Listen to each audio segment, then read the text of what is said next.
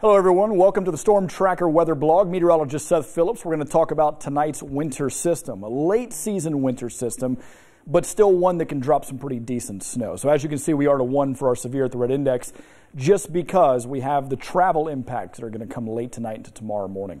So what we are looking at for the future track, well, it's going to be timing. Timing is key.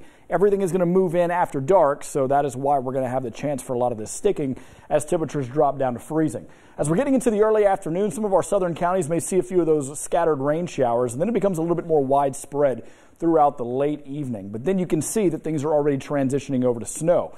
Now, the bulk of the snow will stay in the south and the west, but we do have a midsection shot where the bullseye will be for this snow to move through. So cloud coverage for the north, cloud coverage for the northwest whenever we get into the early morning, but the midsection of the state is encompassed in all of this snow, and it will continue all the way through the morning commute, especially for eastern counties, and then eventually leave the state as we get into the afternoon evenings. That's what we're tracking for timing. When it's all said and done, how much will be on the ground or how much we'll collect is going to look a lot like this. Obviously, you can see that around the fringes, we're at up to 1 inch, but it's main areas that we'll see mostly 1 to 2.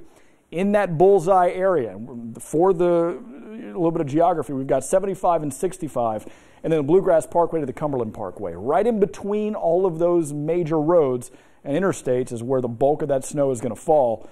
So be prepared for it. Anywhere from 2 to 4, we could see a few spots that are locally a little higher than that. But these are not, it's not going to be widespread snow. We're not talking about a big wave coming through. It's going to be scattered bands of snow, which means that it's not going to be constant, but it also means that whenever that band moves over you, you have a chance to get some pretty wet and heavy snow to come through. Breezy conditions on top of that, not going to make things any better because you add heavy wet snow and then you add wind, and now you're talking about reduced visibility, and especially overnight, that can be dangerous. So keep in mind that late tonight, tomorrow morning, we've got the wind, we've got the snow, and it's going to be that heavy wet snow falling. So we do have our winter weather advisory. This goes all the way from Martin County out towards Jackson Purchase, but it's right in between the north and the far southern counties. So everybody, even Fayette County included in that winter weather advisory because of the potential travel impacts.